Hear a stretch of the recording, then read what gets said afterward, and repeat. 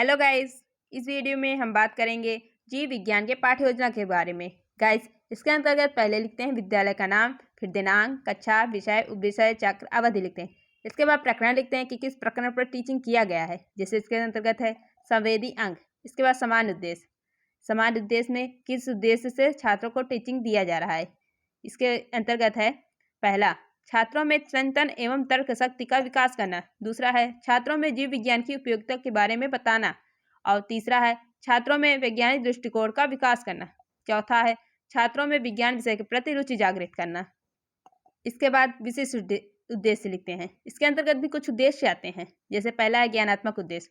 इसके अंतर्गत है छात्रों को ज्ञानेंद्रियों के बारे में जानकारी प्रदान करना। दूसरा है बोधात्मक उद्देश्य। इसके अंतर्गत है छात्र ज्ञानेंद्रियों के बारे में जानकारी प्राप्त कर सकेंगे। तीसरा है क्रियात्मक उद्देश्य। इसके अंतर्गत है छात्र ज्ञानेंद्रियों की जानकारी को दैनिक जीवन में प्रयोग कर सकेंगे। इसके बाद शिक्षण विधि की टीचिंग के समय किस विधि का प्रयोग किया गया है। जैसे इसके अंतर्गत है प्रदर्शनी विधि, प्रश्नोत्तर विधि और स्पष्टीकरण। इसके बाद सहायक सामग्री की टीचिंग के समय किस सहायक सामग्री का प्रयोग किया गया था। इसके अंतर्गत आता है, लिखा है ठंडा पानी, चाट, गुलाब का फूल आदि। इसके बाद पूर्व ज्ञान लिखते हैं कि छात्र को संवेदी अंग से संबंधित कुछ समान जानकारी है। इसके बाद पाठ प्रस्तावना प्रश्न, इसमें कुछ कॉलम बनाए जाते हैं। इसमें छात्राध्यापक और छात्र कथन, मतलब छात्राध्यापका छात्रों से क्वेश्चन पूछती हैं और छात्र उसका आंसर देते हैं। छात्राध्यापका कथन में पहला क्वेश्चन है गुलाब के फूल से क्या आता है, छात्र इसका आंसर देते हैं, इसलिए छात्र कथन में महक। फिर छात्राध्यापका कथन में दूसरा क्वेश्चन है महक को हमें किसके द्वारा पता चलता है, छात्र इसका आंसर देते हैं, इसलिए छात्र कथन में नाक के द्वारा। फिर तीसरा क्वेश्चन आता है छात्राध्यापका कथन में नाक को क्या और क्या कह सकते हैं, तो छात्र इसका आंसर नहीं दे पाते हैं, इसलिए समस्यात्मक प्रश्न। इसके बाद उद्देश्य कथन, छात्रों आज हम लोग संवेदी अंग पर विस्तृत अध्ययन करेंगे। इसके बाद पाठ प्रस्तुतिकरण, इसके अंतर्गत कुछ कॉलम बनाए जाते हैं। जैसे शिक्षण बिंदु, छात्राध्यापका कथन, छात्र कथन और श्याम पटकार। इसमें छात्राध्यापका कथन में पहले विकासात्मक प्रश्न पूछा जाता है छात्रों से कुछ क्वेश्चन इसमें। जैसे पहला विकासात्मक प्रश्न है हमें ठंडी लगती है तो हम क्या करते हैं, छात्र इसका आंसर देते हैं, इसलिए छात्र कथन में ऊनी कपड़े पहनते हैं। और छात्रों द्वारा जो आंसर दिया जाता है उसे श्याम पट में भी लिख सकते हैं, श्याम कार में।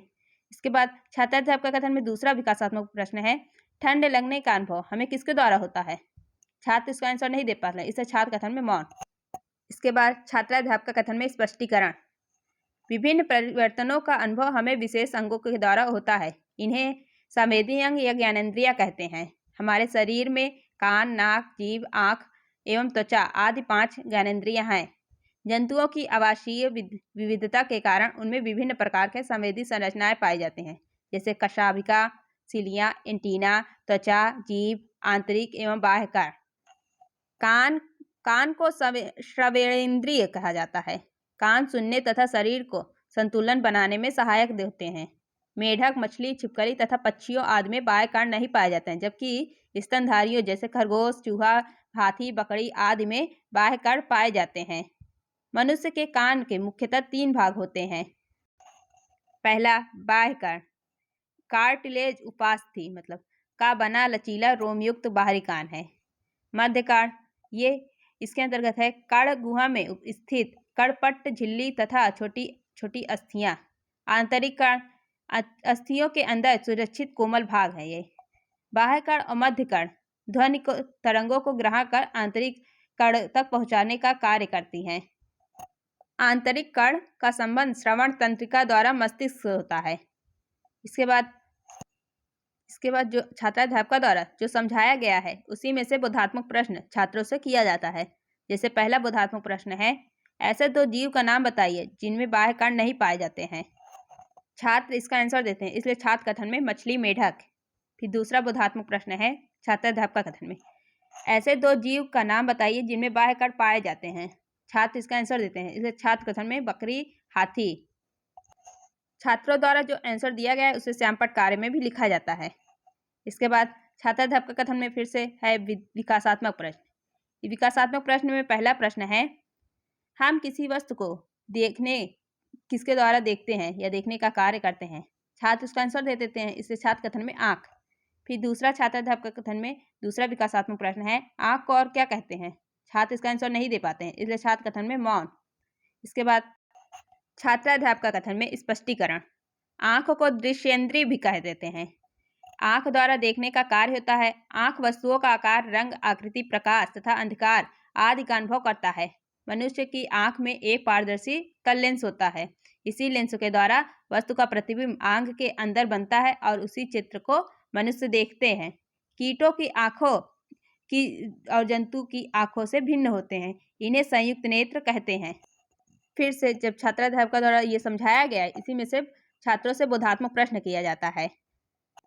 बोधात्मक प्रश्न में पहला है, आँख में कौन सा लेंस पाया जाता है? छात्र इसका आंसर देते हैं, इसलिए छात्र कथन में पारदर्शी उत्तल लेंस। इसके बाद दूसरा है बोधात्मक प्रश्न, छात्राध्यापक कथन में ही है, कीटों में किस प्रकार का नेत्र पाया जाता है? छात्र इसका आंसर दे देते हैं, इसलिए छात्र कथन में संयुक्त नेत्र। इसके बाद छात्राध्यापक कथन में विकासात्मक प्रश्न। इसके अंतर्गत है, पहला प्रश्न है, हमें किसी चीज को सुगंध किसके द्वारा प्राप्त होता है? छात्र इसका आंसर दे देते हैं, इसलिए छात्र कथन में नाक के द्वारा। छात्राध्यापक कथन में दूसरा बोधात्मक विकासात्मक प्रश्न है, नाक को और क्या कहते हैं? छात्र इसका आंसर नहीं दे पाते, इसलिए छात्र कथन में मौन। इसके बाद छात्राध्यापक कथन में स्पष्टीकरण। स्पष्टीकरण के अंतर्गत है, इसको घ्राणेंद्रिय भी कहते हैं। नाक द्वारा गंध का अनुभव होता है। कुत्तों और चींटी की घ्राण शक्ति अधिक होती है। इसके बाद जीभ। जीभ को स्वादेंद्रिय भी कहा जाता है। जीभ में मीठे, कड़वे, खट्टे, करेले, नमकीन स्वाद वाले खाद्य पदार्थों के प्रति संवेदनशील होती है। स्वाद संबंधी संवेदना जीभ के अलग अलग भागों में स्थित स्वाद कलिकाओं से प्राप्त होता है। इसके अतिरिक्त हमारी जीभ बोलने तथा भोजन और लार में मिलाने में का भी कार्य करती है, परंतु मेढक की जीभ शिकार पकड़ने की सहायता करता है। त्वचा। त्वचा को स्पर्शेंद्रिय भी कहा जाता है। त्वचा द्वारा ठंडा, गर्म, कठोर, मुलायम, खुरदरा आदि का पता चलता है। नेत्रहीन व्यक्ति छूकर अक्षरों की पहचान कर लेते हैं। इस पद्धति को ब्रेल पद्धति कहते हैं। इसके बाद बोधात्मक प्रश्न, मतलब जो छात्राध्यापक द्वारा छात्रों को समझाया जाता है, उसी में से बोधात्मक प्रश्न किया जाता है।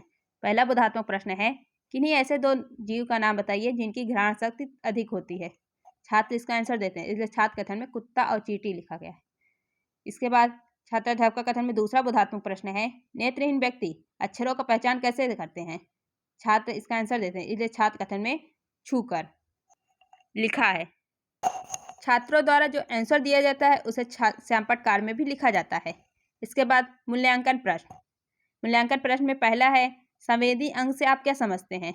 और दूसरा है, स्पर्शेंद्रिय किसे कहते हैं? इसके बाद निरीक्षण कार्य, मतलब लिखते हैं, जब छात्र कार्य कर रहे होंगे तब छात्राध्यापक कक्षा में घूम घूम कर निरीक्षण करेंगे। इसके बाद गृह कार्य, छात्रों से घर के लिए से करने के लिए उनको गृह कार्य दिया जाता है। जैसे पहला गृह कार्य में पहला क्वेश्चन है, श्रवणेंद्रिय से आप क्या समझते हैं? और दूसरा है, स्पर्शेंद्रिय या स्वादेंद्रिय किसे कहते हैं? इसे आप कोई भी और भी कुछ क्वेश्चन दे सकते हैं जो छात्राध्यापक के द्वारा समझाया जाता है, उसी में से कोई भी क्वेश्चन दे सकते हैं छात्रों।